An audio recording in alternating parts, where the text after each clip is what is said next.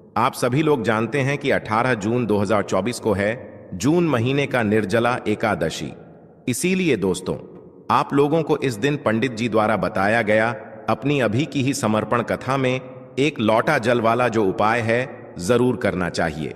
और दोस्तों, बहुत सारे लोगों ने तो यह वाला उपाय करना भी शुरू कर दिया है, पर बहुत सारे लोगों को उपाय समझ नहीं आया है, जिस कारणवश वह अभी तक यह वाला उपाय नहीं कर पाए हैं। तो इस वीडियो में आप लोगों को हम 3 जून, जिस दिन जून महीने का पहला एकादशी है, इस दिन आप लोगों को एक लोटा जल वाला उपाय जरूर करना चाहिए, जो कि पंडित जी ने अपनी अभी की ही समर्पण कथा में यहां पर बताया हुआ है। तो चलिए दोस्तों, उपाय को शुरू करते हैं। देखिए, यह दिन इतना खास होता है, इतना महत्वपूर्ण होता है।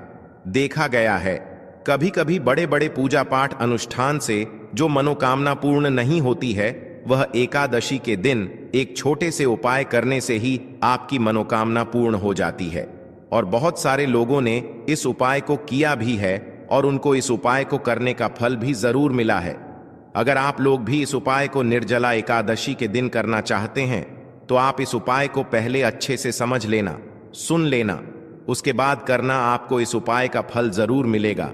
और इस उपाय को करने से आपके घर में चाहे किसी भी प्रकार की दुख और समस्या क्यों ना चल रही हो, आपको उसका कारण भी नहीं पता है कि भाई यह समस्या किस कारण से चल रही है, उसका कुछ भी कारण हो सकता है, जैसे पितृदोष हो सकता है या किसी भी तरह का मंगल दोष भी हो सकता है, और भी बहुत तरह के दोष होते हैं, कुछ भी हो सकता है। पर आपको इस उपाय को करने के लिए अपने दोष को पता लगाने की भी जरूरत नहीं है। निर्जला एकादशी के दिन इस एक लौटा जल वाला उपाय को आप लोगों को कर लेना है। दोस्तों, अब हम समझते हैं इस वाले उपाय को हमें करना किस समय है। तो सबसे पहली बात दोस्तों, हम समझते हैं कि ये एक लौटा जल वाला उपाय करना किसको है। तो देखिए, यहां पर सीधी सी बात है कि ये एक लौटा जल वाला जो उपाय है, ये किस लिए किया जा रहा है। यह मनोकामना को पूर्ण करने के लिए किया जा रहा है, या आपके जीवन में जो दुख और परेशानियां हैं उनको दूर करने के लिए किया जा रहा है, या आपका कोई बड़ा काम है जो कि नहीं हो पा रहा है, आप उसके लिए इस उपाय को कर सकते हो। तो सीधी सी बात यह है कि आप अपनी किसी भी प्रकार की मनोकामना के लिए इस वाले उपाय को कर सकते हो। तो यह उपाय वह व्यक्ति कर सकता है जिस व्यक्ति को अपनी किसी भी प्रकार की मनोकामना भगवान शिव जी से पूर्ण करवानी हो। और अगर कोई भी माताएं बहनें जो है अपने घर की सुख और शांति के लिए, घर में धन समृद्धि को बढ़ाने के लिए वाला उपाय करना चाहती हैं, तो घर की जो बड़ी माताएं बहनें होंगी लक्ष्मी होती हैं।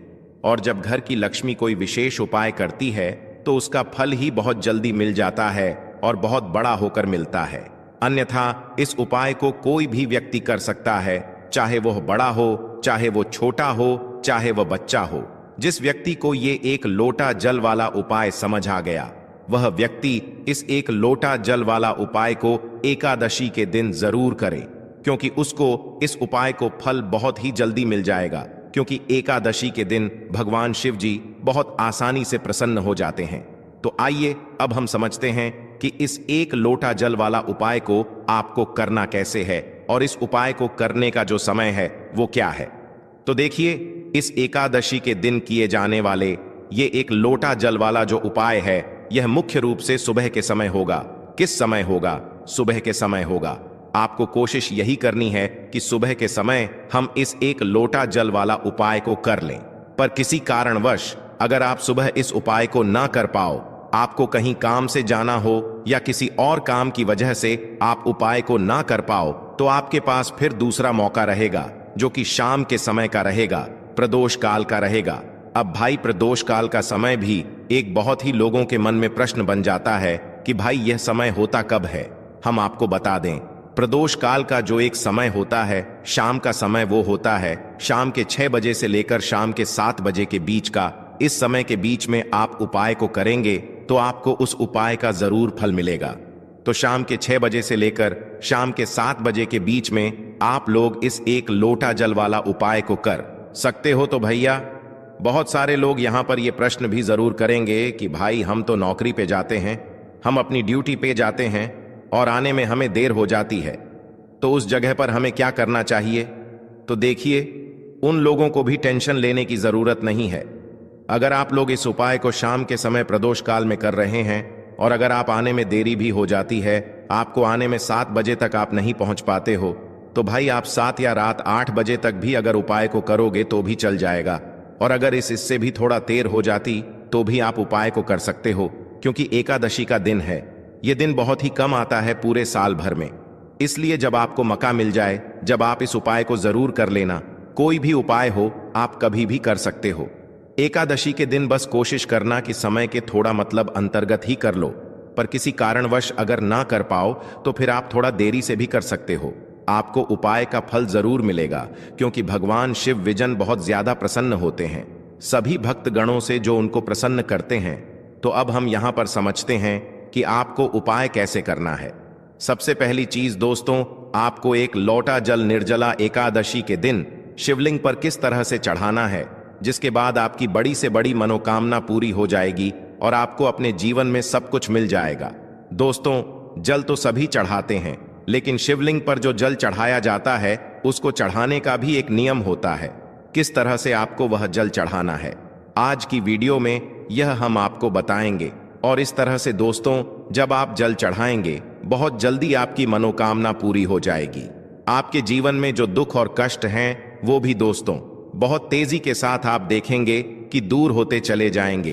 तो दोस्तों, अगर आप भी अपने जीवन में सब कुछ हार चुके हैं या आपको लगता है कि अब आपके जीवन में कुछ भी अच्छा नहीं होने वाला है या अच्छा नहीं होने की सारी उम्मीद है दोस्तों, अगर आपके पास समाप्त हो चुकी हैं, खत्म हो चुकी हैं, तो दोस्तों आपको यह एक लोटा जल का उपाय करना है। बस इसके बाद आप देखेंगे कि बहुत बड़ा बदलाव आपके जीवन में आएगा।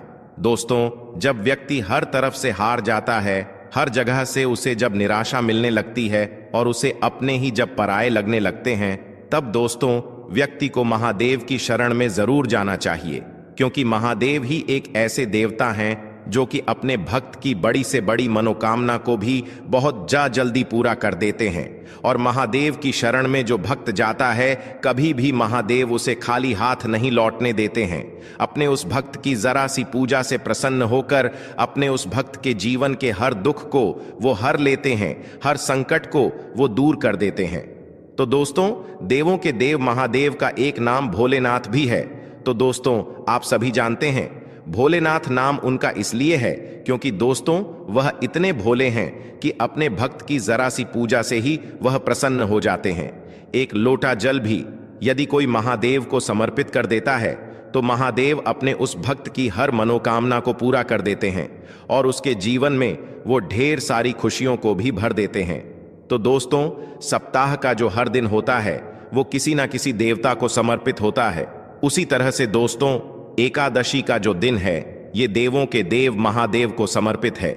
यानी कि एकादशी का जो दिन है, आप सभी जानते हैं कि सबसे ज्यादा पूजा की जाती है महादेव की इसी के साथ। दोस्तों, अगर आप एकादशी के दिन शिवलिंग का अभिषेक करते हैं या शिवलिंग पर जल चढ़ाते हैं तो शिव जी आपकी पूजा से बहुत ही प्रसन्न होते हैं और आपके जीवन में जो भी कुछ आपको चाहिए दोस्तों, सब कुछ आपको अपने जीवन में मिल जाता है। तो दोस्तों, कैसे करना है उपाय, किस तरह से आपको एक लोटा जल एकादशी के दिन शिवलिंग पर चढ़ाना है, सब कुछ आपको वीडियो में बताने वाले हैं। तो दोस्तों, आपको यहां पर एक लोटा जल लेना है अपने घर का, क्योंकि दोस्तों जब आप अपने घर से एक लोटा जल चढ़ाते हैं शिवलिंग पर तो वो जल शिवलिंग से होता हुआ माता रानी के हस्त कमल पर जाता है और इससे दोस्तों आपके जो पितृ हैं वो भी हमेशा प्रसन्न रहते हैं। तो दोस्तों, आपको एक लोटा जल लेना है अपने घर से और उस एक लोटा जो जल आपने लिया है उसके अंदर आपको डालना है थोड़ा सा गंगा जल, ठीक है ना। थोड़ा सा गंगा जल डाल लेंगे और एक लोटा जल आप ले लेंगे। इसके बाद दोस्तों आपको लेनी है एक बेलपत्र। तो दोस्तों, वैसे तो 108 बेलपत्र बहुत शुभ मानी जाती हैं, लेकिन एक बेलपत्र भी आप यहां पर ले सकते हैं, क्योंकि एक बेलपत्र से भी शिव जी हमेशा ही प्रसन्न होते हैं। तो दोस्तों, एक बेलपत्र लेनी है आपको ऐसी जो कहीं से भी खंडित ना हो, यानी कटी फटी ना हो, कहीं से भी पत्ता बेकार ना हो, बेलपत्र का, ठीक है ना। और डंडी के साथ ही दोस्तों आपको बेलपत्र अपने साथ लेकर के जानी है। एक लोटा जल के अंदर दोस्तों आपको नहीं डालनी है, जल अलग से लेकर जाएंगे और एक बेलपत्र जो आपने ली है वो अलग से आपको लेकर के जानी है। महादेव के मंदिर में आपके घर के आसपास जहां पर भी शिव जी का मंदिर हो वहां पर दोस्तों आपको जाना है। और सबसे पहले दोस्तों आपको क्या करना है, जो जल आप लेकर के गए हैं अपने घर से, वो जल आपको शिवलिंग पर चढ़ाना है। और चढ़ाते समय जब आप शिवलिंग पर जल चढ़ाएंगे तो फेस किधर होना चाहिए, आपका उत्तर दिशा की तरफ दोस्तों आपका फेस होना चाहिए। तो दोस्तों जब भी आप शिवलिंग पर जल चढ़ाते हैं, इस चीज का आपको पूरा ध्यान रखना है कि आपका जो मुख है वो पूर्व दिशा में ना हो, यानी पूर्व दिशा की तरफ आपका मुख जो है वो नहीं होना चाहिए, क्योंकि पूर्व दिशा को ही भगवान शिव का मुख्य द्वार माना गया है। ऐसे में दोस्तों पूर्व दिशा की ओर मुख करके अगर आप जल चढ़ाते हैं तो इससे शिव जी के द्वार में अवरोध पैदा होता है और शिव जी आपसे नाराज भी हो सकते हैं। तो हमेशा आप ध्यान रखें कि आपका जो मुख है, जब भी आप जल चढ़ाएंगे तो उत्तर दिशा की तरफ दोस्तों आपका मुख होना चाहिए, आपका फेस होना चाहिए। तो दोस्तों उत्तर दिशा की तरफ अपना फेस करते हुए आपको जल चढ़ाना है। और जो बेल पत्र आप लेकर के गए हैं, बेल पत्र दोस्तों आपको शिवलिंग पर कब चढ़ाने हैं, जल चढ़ाने के बाद पहले आप जल चढ़ाएंगे, फिर दोस्तों आपको बेल पत्र अर्पित करनी है शिव जी को। और जो भी आपकी मनोकामना है वो दोस्तों यहां पर आपको कह देनी है। और दोस्तों जब भी आप यह उपाय करते हैं, एकादशी के दिन शिव जी आपसे हमेशा प्रसन्न होते हैं और आपकी जो भी मनोकामना होती है वह पूरी हो जाती है। आपको अपने जीवन में सब कुछ मिल जाता है। दोस्तों जब आप इस तरह से शिवलिंग पर एक लोटा जल अर्पित कर देते हैं, दोस्तों जब आप शिवलिंग पर जल चढ़ाएंगे तब आपको शिव जी का जो मंत्र है ओम नमः शिवाय श्री शिवाय नमस्तुभयम, इस मंत्र का जप भी करना है। और दोस्तों यहां पर आपको एक चीज बहुत ध्यान रखनी है कि जब भी आप जल चढ़ाएंगे जल्दी जल्दी आपको नहीं करना है, बिल्कुल पतली धार बनाते हुए ही आपको शिवलिंग पर जल चढ़ाना है। इस तरह से दोस्तों जब आप जल चढ़ाते हैं तो शिव जी को ठंडक मिलती है। आप सभी जानते हैं कि शिव जी ने समुद्र मंथन के दौरान जो विष निकला था उन्होंने ही ग्रहण किया था, जो कि उन्होंने अपने ने गले में रखा है दोस्तों जब आप हल्के हल्के शिवलिंग पर जल चढ़ाते हैं तो इससे शिव जी को बहुत ही ज्यादा ठंडक मिलती है। और जितनी पतली धार आपके लौटे के जल की होगी उतनी जल्दी दोस्तों आपकी मनोकामना भी शिव जी पूरी कर देते हैं। तो इस तरह से एक लोटा जल चढ़ाई है, आप खुद देख लेंगे कि आपको अपने जीवन में सब कुछ मिल जाएगा। तो यह था दोस्तों पहला उपाय जो करना है आपको एकादशी के दिन। अब जल्दी से बात कर लेते हैं दूसरे उपाय की, जो कि करना है आपको एकादशी के दिन ही। तो दोस्तों यह जो दूसरा उपाय अब हम आपको बताने जा रहे हैं, यह खास करके दोस्तों उन लोगों के लिए है जिनके सर पर कर्जा बहुत है, यानी जिन लोगों ने कर्जा बहुत ले रखा है, कर्जा चुका नहीं पा रहे हैं, बहुत प्रयास करने के बाद भी आप कर्जे के बोझ तले दबते ही जा रहे हैं। आप किसी से उधार लेते हैं यह सोचकर कि थोड़े दिन में ही आप उस पैसे को चुका देंगे, लेकिन कुछ ना कुछ आपके साथ ऐसा हो रहा है कि आप दूसरों का पैसा नहीं दे पा रहे हैं। या फिर दोस्तों आपको धन को लेकर हमेशा परेशान होना पड़ता है, किसी ना किसी से उधार हमेशा ही आपको लेना पड़ता है।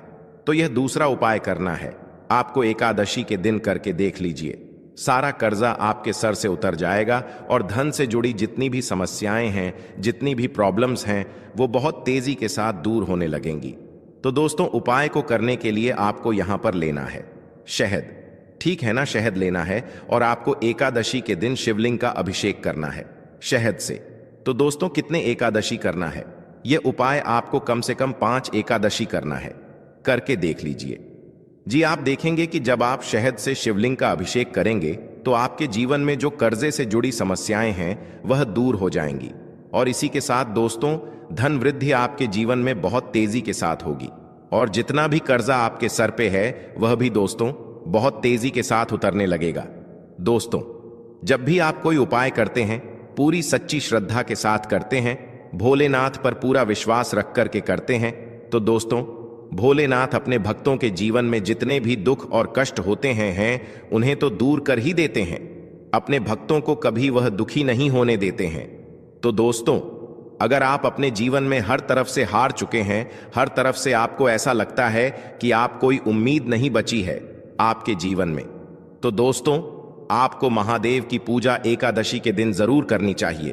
और सरल से उपाय जो हमने आपको बताए हैं, उन उपायों को आप करके देख लें। आप देखेंगे कि आप अपने जीवन के समस्त दुखों से और कष्टों से हमेशा के लिए छुटकारा पा लेंगे। तो दोस्तों, देवों के देव महादेव की शरण में जो व्यक्ति जाता है, काल भी उसका कुछ नहीं बिगाड़ पाता है, आप सभी जानते हैं। तो दोस्तों, जो व्यक्ति महादेव की पूजा करता है, स्वास्थ्य भी उस व्यक्ति का हमेशा सही रहता है। कभी भी उस व्यक्ति को कोई बीमारी परेशान नहीं करती है। दोस्तों, जब भी आप शहद से अभिषेक करेंगे, तब आपको ओम नमः शिवाय इस मंत्र का जप भी दोस्तों आपको जरूर करना है। तो चलिए अब जल्दी से बात कर लेते हैं अपने तीसरे उपाय की, जो कि एकादशी के दिन ही आपको करना है। और ये जो तीसरा उपाय आपको बताने जा रहे हैं, इस उपाय को करने से मां लक्ष्मी की कृपा आपके घर परिवार पर सदैव बनी रहती है। और देखिए, मां लक्ष्मी की कृपा जब सदैव बनी रहेगी तो कभी भी आपको अपने जीवन में धन की कमी का सामना नहीं करना पड़ेगा। देखिए, सुख और दुख तो जीवन में लगे रहते हैं, है ना? लेकिन दुख कब बढ़ जाता है? जब व्यक्ति के पास धन नहीं होता है ना। क्योंकि अगर व्यक्ति के पास पैसा है, तो अगर उसका स्वास्थ्य ठीक नहीं है या कोई छोटा मोटा दुख जीवन में आ भी गया है ना, तो हमें लगता है कि हाँ चलो हमारे पास पैसा है, हम डॉक्टर को दिखा सकते हैं, कुछ भी कर सकते हैं, है ना? लेकिन अगर पैसा ही नहीं है ना, तो हम अपना इलाज तक एफर्ट नहीं कर सकते, इलाज तक नहीं करवा पाते हैं।